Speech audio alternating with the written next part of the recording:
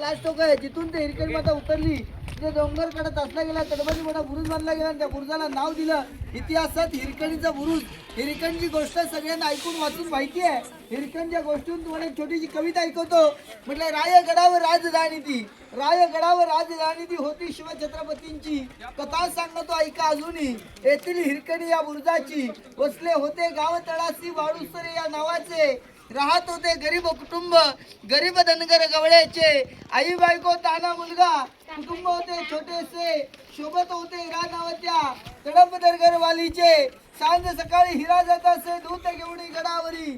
चालत होती उपजीविका त्या नेकीच्या धंद्यावरी. एके दिवशी दूत घालिता हिरा क्षणभर सावली. ध्यानी नाही आलं तिच्या सांज वेळी टळून गेली.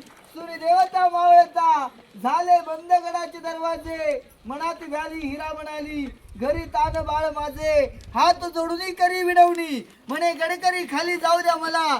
गडकरी म्हणे नाही अनुज्ञा शिवरायांची आम्हाला.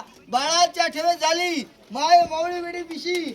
कडा उतरुणी धावत जाऊनी ती बाळाला ती घे कुशी. आतुलने धाडस पाहुणी महाराज स्तंभित झाले.